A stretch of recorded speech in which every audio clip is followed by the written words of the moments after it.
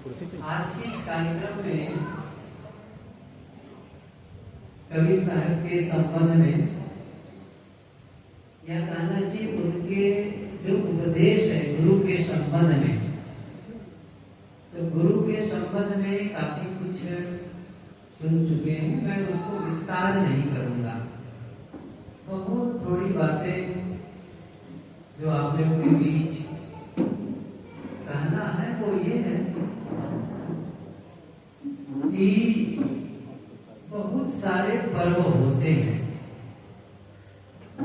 उत्सव होते हैं। सामाजिक पर्व होता है, राष्ट्रीय पर्व होता है, धार्मिक पर्व होता है, आध्यात्मिक पर्व होता है। राष्ट्रीय पर्व में जैसे 15 अगस्त को जब हमारा देश स्वतंत्र हुआ था और 26 जनवरी को जब संविधान लागू हुआ था, उस दिन कार्यक्रम होते हैं, छुट्टी होती है, उत्सव मनाया जाता है, उसे कहते हैं राष्ट्रीय पर्व। फिर विभिन्न संप्रदायों में जो होता है, हम सबके हिंदू परंपरा में दीपावली का समय है, होली का समय है, या मुसलमानों में ईद है, किसी का क्रिसमस है, किसी का कुछ है, वो सब है। और ये जो धार्मिक उत्सव है, ये जो आध्यात्मिक पर्व है, वह है गुरु पूर्णिमा,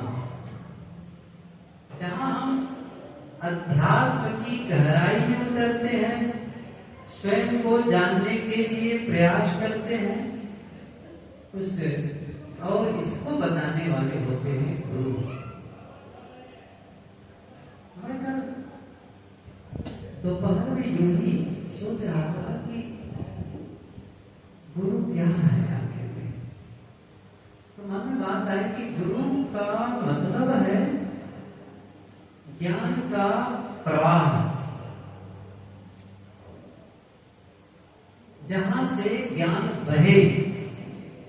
गुरु का मतलब है जिसके जीवन से ज्ञान बह रहा हो।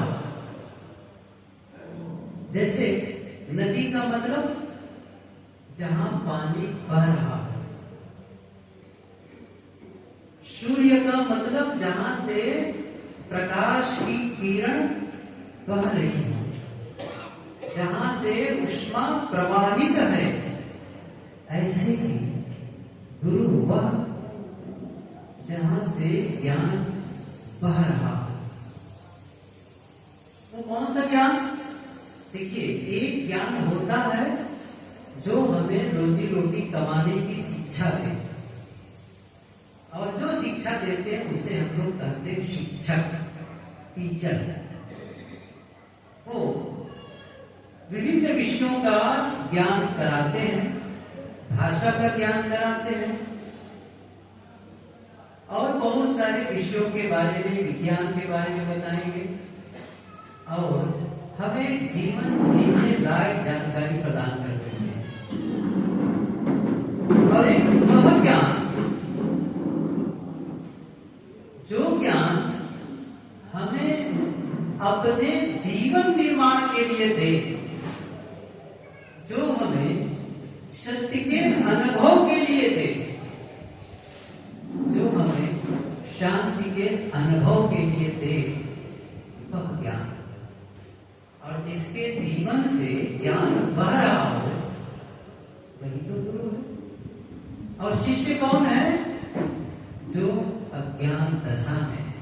मैंने कहा ना, नदी का मतलब जिसमें पानी बह रहा हो, जल बह रहा हो, और शिष्य का मतलब है एक प्यासा इंसान की तरह, एक ऐसा प्यासा इंसान जो पानी के लिए तरस रहा है, पानी की खोज में लगा है। जैसे सूर्य ज्ञान का पूरा स्रोत, ज्ञान का पूरा प्रवाह वहां से बहता है, लगातार लगातार वहां से से ज्ञान प्रकाश निकल रहा है। लेकिन शिष्य कौन है? जो अंधकार में है, जो ज्ञान की खोज, जो प्रकाश की खोज में है। ऐसे ही शिष्य वह जो ज्ञान की खोज में है, जो सत्य की खोज में है, जो शांति की खोज में है, जो स्वयं की खोज में है। आज उन्हीं का पर्व है। हम सबको एक ऐसे जीवन से जुड़ना है जो हमें बोध करा दे कि मैं कौन हूं और मुझे कैसे जीना है। मैं आदमी अनुभव करता है दुख का, अशांति का, संघर्ष का, और वो सोचता है कब से छुटकारा मिले, कब इससे मैं ऊपर उठ जाऊं।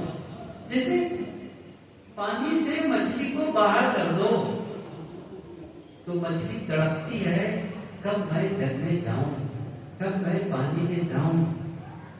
वैसे हर जीव तड़पता है शांति के लिए, हर जीव तड़पता है आनंद के लिए।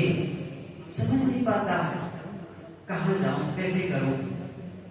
और इसी के लिए जरूरत है एक ऐसे ज्ञान, एक ऐसे बोध की, जिसे कहते हैं शीतल छाया। जैसे कोई धूप में परेशान आदमी हो, चलते चलते धूप से परेशान हो और उसे कहीं शीतल छाया मिल जाए तो बड़ा सुकून मिलता है। ऐसे हम सभी जानते हैं कैसे हमारे जीवन में भटकाव हो रहा था, कहां कहां हम भटक रहे थे, और कैसे कैसे जीवन की हमारी स्थिति थी। या फिर इस ढंग से भी सोच सकते हैं कि यदि यह ज्ञान न मिला होता, यदि मैं संतों से न जुड़ा होता, तो मेरे जीवन की क्या दशा होती। क्यों? क्योंकि जो इस प्रकार के ज्ञान से नहीं जुड़ा है, उनकी दशा देख रहे हो, क्या खा रहे हैं, क्या पी रहे हैं, क्या बोल रहे हैं, कैसे जी रहे हैं। वो धन कमाते हुए भी सुखी नहीं है, परिवार में रह करके भी आपस में सुकून और शांति नहीं है। क्या यही जीवन का अर्थ है? नहीं। जीवन को हमें ऐसा जीना है जिस जीवन में शांति का अनुभव हो सके, प्रेम का अनुभव हो सके, स्वास्थ्य का अनुभव हो सके, समृद्धि का अनुभव हो सके। और ये काम जिसने किया, मानो उसके जीवन में गुरु का ज्ञान समाने लगा। मतलब जो ज्ञान अभी तक हमने सुना है संत गुरु से, वो अब हमारे जीवन का हिस्सा बन जाए, वो जीवन का अंग बन जाए। फिर क्या होगा? धीरे धीरे जीवन का जो दुख है, अशांति है, वो विलीन होती चली जाएगी। अभी सुन रहे थे कि विकारों को छोड़ो, दोषों को छोड़ो, वो एक ढंग है। लेकिन मैं इसका दूसरा पक्ष बताऊं आपको। आप ऐसा कुछ करने लग जाएं, ऐसा कुछ ग्रहण करने लग जाएं, जिनके आने से, जिनके होने से वो विकार अपने आप चले जाए। जैसे कोई अंधेरा हो, पूरा अंधेरा हो, और हम क्या चाहते हैं कि अंधेरा हटे, अंधेरा भागे। अब तो क्या करना होगा? एक ही काम करना है, एक दीप जला दो, एक बत्ती जला दो। फिर अंधेरे को हटाने के लिए कोई मेहनत करने की जरूरत नहीं है। मेहनत किसकी करनी है? दीप जलानी। ऐसे ही जब आप जीवन में पवित्रता लाना शुरू कर देते हैं, जीवन में सद्गुण लाना शुरू कर देते हैं, तो अवगुण अपने आप जाते हैं। कोई आदमी शराब पीता है, क्यों पीता है बताओ? क्या कोई शांत आदमी शराब पी सकता है? सोचो जरा से। क्या कोई शांत और प्रसन्न आदमी गलत खा पी सकता है? क्या दुखी आदमी के मुंह से क्या कोई भीतर से शांत हो, खुश हो और पूर्णता का अनुभव करता हो, क्या उनके मुंह से कटुता निकल सकती है? क्या उनसे क्रोध हो सकता है? आप सोचिए जरा सी चीज को, क्यों हो रहा है? इसका मतलब है भीतर से वो उद्विग्न है। आप बताओ, कोई आदमी क्रोध कर रहा है, इसका मतलब कहां से निकल रहा है? भीतर की उद्विग्नता, भीतर की अशांति, भीतर की बौखलाहट, वो बाहर निकल रहा है। कटुता, शब्दों में कटुता, वो बाहर निकल रही है। तो क्या करना होगा? बस ऐसा काम करने लग जाओ कि आप भीतर से शांत होने लग जाओ, बस। और जैसे ही वो काम करने लग गए, फिर वो खत्म होती चली जाएगी। मैं इसके लिए बहुत थोड़े में जो बार बार कहा करता हूं उसको दोहराऊं। 2 दिन पहले ही गुरुदेव जी के प्रवचन हम लोग सुबह सुन रहे थे। उनकी बातें कि कैसे हम अपने भीतर प्रेम विकसित करें, कैसे क्षमा विकसित करें। एक बात उन्होंने कहा कि कुछ देर तक के बोलते रहे कि सुबह उठ जाओ, सुबह उठ जाओ, और जब भी नींद खुले बस हमेशा ध्यान रखिए, ये आपको आज गुरु मंत्र ही मान करके चलना। आपका जीवन बदले तभी यहाँ आने का महत्व है। नहीं तो बार बार आ रहे हैं, बार बार जा रहे हैं, लेकिन अभी भी वही संघर्ष, वही अशांति, वही लड़ाई झगड़े वाला जीवन, वही खान पान गलत तरीके का। नहीं, ऐसा नहीं करना है। वो दिन बीत गए, अब एक नए जीवन का सूत्रपात, एक नए अध्याय लिखना है, जीवन की नई शुरुआत करनी है। वह दिन आज है। इसलिए मैं कई बार कहता हूं, आज एक संकल्प का भी दिन है। कौन सा संकल्प? जो हमने गुरु से जुड़ते समय लिया था कि मैं अब आपके बताए पथ पर चलूंगा, वो संकल्प कमजोर हो गया। इसलिए संकल्प की पुनर्जागरण, पुनः संकल्प का अवसर है। नहीं, आपने तो सत्य रास्ता बताया, लेकिन मैं ही उस रास्ते पर चलने के लिए कमजोर हो गया हूँ, मैं अपने आप को असमर्थ पा रहा हूँ। मुझे फिर से इसके लिए वही खुराक और वही शक्ति की जरूरत है जो मुझे प्रारंभ में मिली थी। इसलिए आज आवश्यकता है।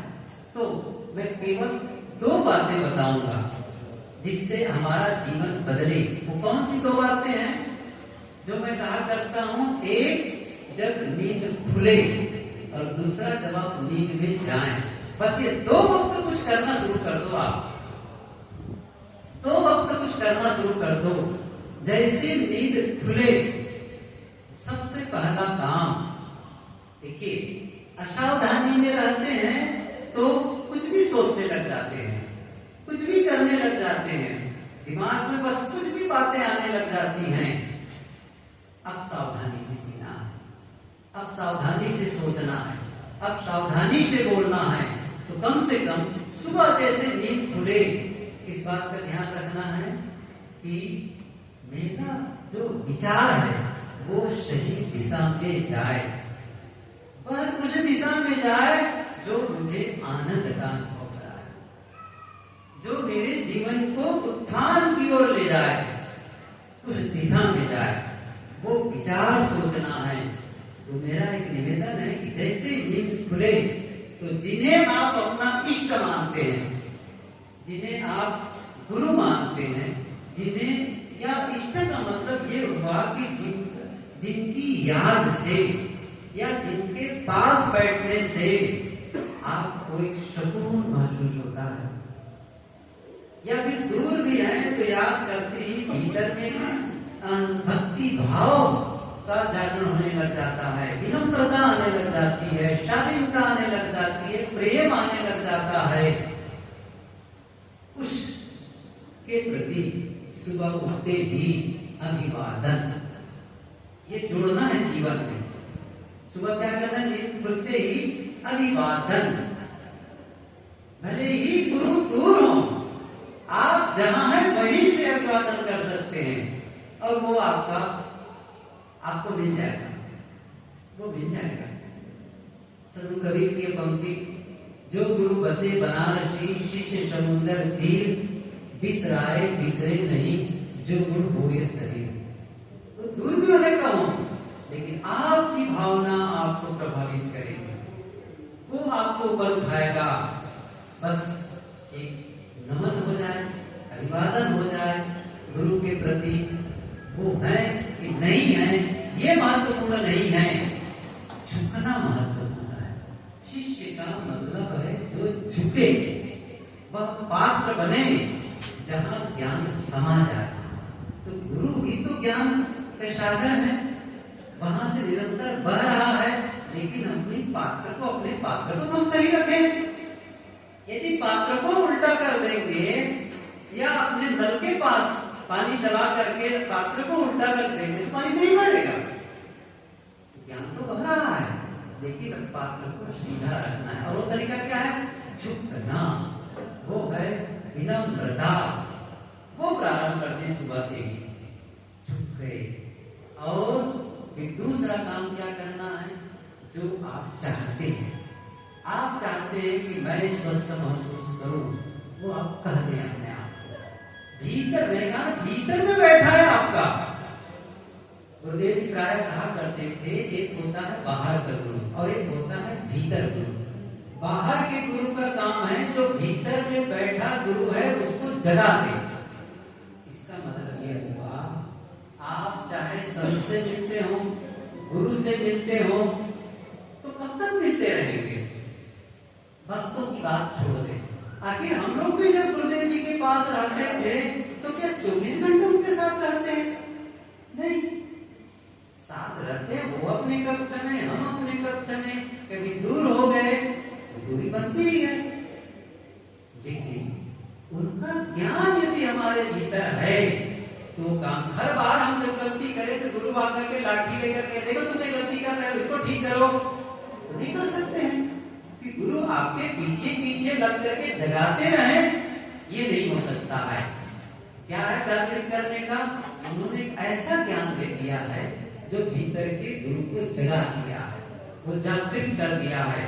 वो है विवेक की शक्ति, वो है परख की शक्ति, वो कर देना है। तो फिर क्या करना है? मैंने कहा एक ऐसी शक्ति को जागृत कर लेनी है जो भीतर से हमें सावधान करे, तो एक दिशा दे दें।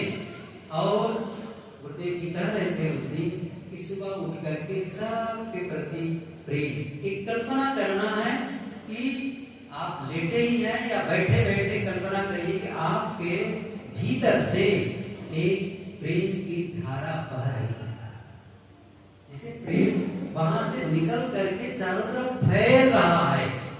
जैसे कभी आप देखें धुआं को, तो धुआं कैसा फैलता है, ऐसे ही मानो एक ऐसा कोई तरंग है, भीतर से प्रेम की तरंग निकल रही है और वो जाकर के सब के सब को स्पर्श कर रहा है। पूरे परिवार के लोगों को, पूरे मित्रों को और लोगों को दूर दूर तक वो तरंगें फैल रही है। ये महसूस करो प्रेम और मैत्री, और अंदर अंदर बोल भी सकते हैं प्रेम प्रेम प्रेम, मैत्री मैत्री मैत्री मैत्री, जैसे भाव तरंग बनाना। और वो जो आप सुकून भरेंगे वहां ना, वो आपको भीतर से बदलेगा, वो आपको परिवर्तित करेगा। क्योंकि जिसके मन में प्रेम होगा, मैंने कहा ना, जिसके मन में प्रेम होगा, क्या वो किसी के प्रति द्वेष कर सकेगा? किसी का नुकसान कर पाएगा? ऐसा सोच पाएगा कि उनको दुख मिले?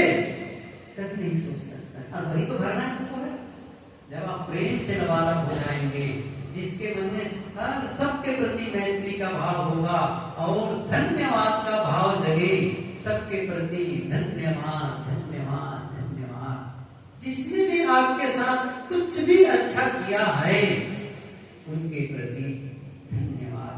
मान लो किसी ने गलत भी कर दिया है तो भी धन्यवाद दो।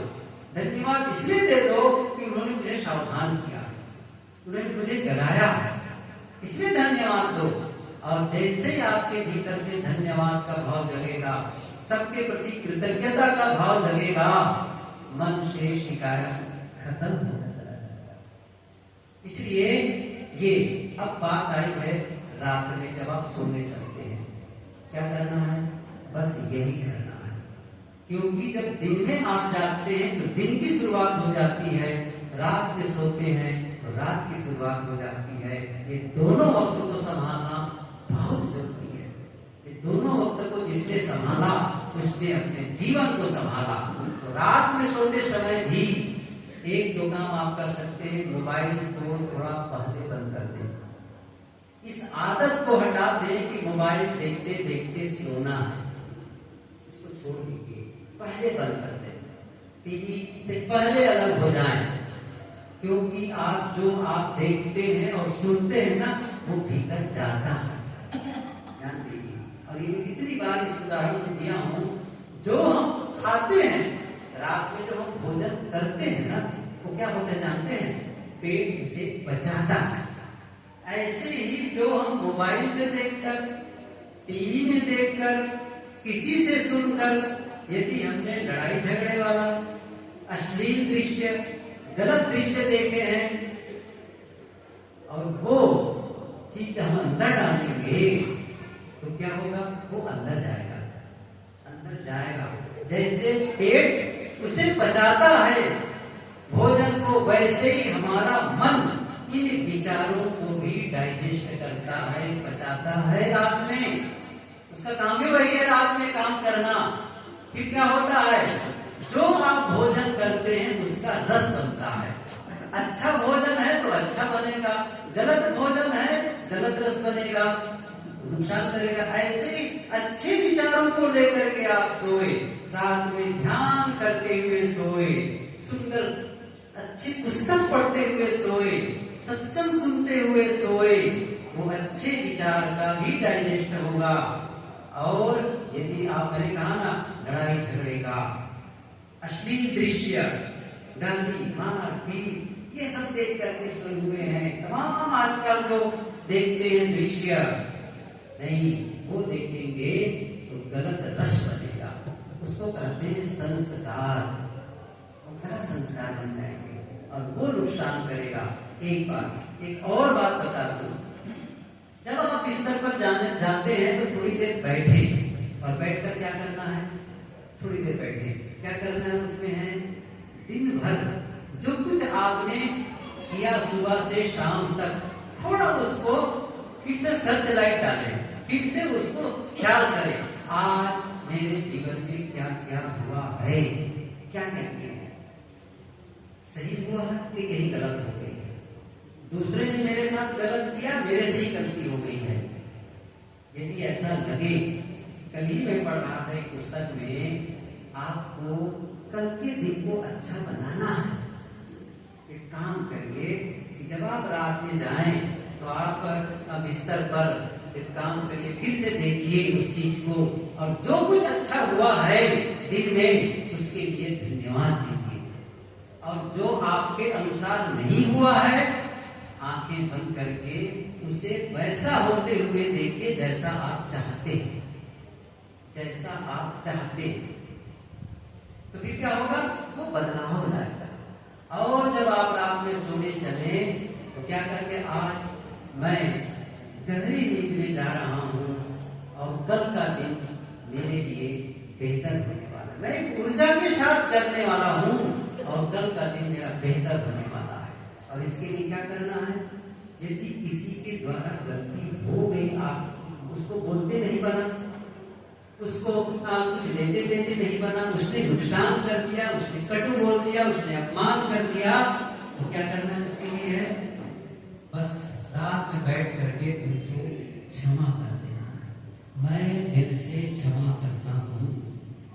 ध्यान दीजिए, ये उनके लिए नहीं होगा, आपके लिए होगा।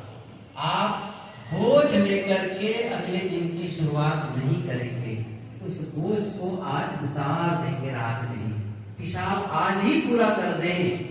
मैं दिल से क्षमा करता हूँ, आपका भला हो, समय मैं परेशान तो हो गया था आपके बोलने से, आपके करने से, लेकिन इस समय मैं दिल से क्षमा कर देता हूँ। समझ रहे हैं? एक नया इंसान बन करके कल जागेंगे आपको। और मान लो आपसे ही गलती हो गई है, आपको बोलते समय गलत कर दिया आपने, किसी को दुखाया हो, दर्द कर दिया हो, किसी को चोट पहुंचाए हो, किसी करते समय, बोलते समय कुछ भी, या किसी के बारे में गलत विचार आ गया हो, तब क्या करना है? यदि आपके द्वारा किसी को चोट पहुंची हो, ये वह वक्त बचा हुआ है, आप उस चोट में मरहम लगा दे। कौन सा मरहम लगाना है? वही उनसे आप दिल से कहो, मुझे क्षमा कर दो, मैं क्षमा चाहता हूं। उस समय असावधानी में बोला था, मुझे ऐसा नहीं बोलना चाहिए, मैं उद्वेगित था, मेरे से गलती हो गई, मुझे क्षमा कर दो, मैं क्षमा चाहता हूं। ये दो काम यदि आप कर लेते हैं, समझ लीजिए वो गुरु का जो ज्ञान है ना, बस वो समाएगा। फिर देखना जीवन कैसे बदलता है। इतना ही कर दिए तो आप समझ लीजिए, मैंने क्या कहा, सुबह और शाम, अर्थात जैसे नींद खुले उस वक्त को संभालो, और जब आप नींद में जाएं उस वक्त को संभाल लो। दो वक्त को जिसने संभाला उसने अपने जीवन को संभाला। और ऐसा करते करते आप दिन में भी ये ख्याल आने लग जाएगा, मैंने क्या संकल्प लिया है आज, मैंने क्या सोचा है आज, ऐसा अब नहीं, मुझे सावधान होना है। ये सावधानी पूर्वक जीवन जीते हैं, इसका मतलब है वो ज्ञान जो हमें गुरु से मिला और अब भीतर समाने लगा। अवसर दे उसको, उस ज्ञान को अवसर दे कि जीवन को बदले, और अवसर ही नहीं देंगे तो काम नहीं बनेगा। आज आवश्यकता है, आज हमारे पास अवसर है। क्या अवसर है? एक संकल्प लेने का। क्या संकल्प लेने का? आज तक जो दिन मेरे बीते वो बीत गए, अगले दिन से जीवन की नई शुरुआत होगी। मेरा एक निवेदन है, समय पूरा हो रहा है, थोड़ी देर के लिए सभी लोग आंखें बंद करें, 1 मिनट के लिए सभी लोग आंखें बंद करें और सीधे बैठे। सभी लोग आंखें बंद कर सीधे बैठे, और जो भी आपके गुरु हैं, जिन्हें भी आप अपना इष्ट मानते हैं, जिनके प्रति भी श्रद्धा भावना है, उन्हें साक्षी रखकर, उन्हें याद रख करके अपने आप में संकल्प में, हे गुरुदेव, आपने जो रास्ता बताया, लेकिन मैं अभी चल नहीं पाया हूँ, फिर से संकल्प लेता हूँ, मैं उसी रास्ते पर चलूंगा। अब अंधेरा मुझे पसंद नहीं है, मैं प्रकाश की ओर जाना चाहता हूँ, मैं ज्ञान के रास्ते में जाना चाहता हूँ। मेरे मन में किसी के प्रति दया भाव नहीं, सबके प्रति प्रेम और मैत्री का भाव है, किसी के प्रति बदले का भाव नहीं है, सबके लिए क्षमा का भाव है। मेरे से जाने अनजाने में जो गलती हो गई उसके लिए मैं क्षमा चाहता हूँ। सबके प्रति धन्यवाद, आभार, कृतज्ञता का भाव से सबके प्रति प्रेम और मैत्री का भाव। कैसे जीवन मेरा, मैं चाहता हूँ कि मेरा जीवन ऐसे ही रहे। आपने जो ज्ञान दिया उसके प्रति, आपके प्रति कृतज्ञता का भाव, धन्यवाद का भाव, आभार का भाव है। बस मुझे आपके रास्ते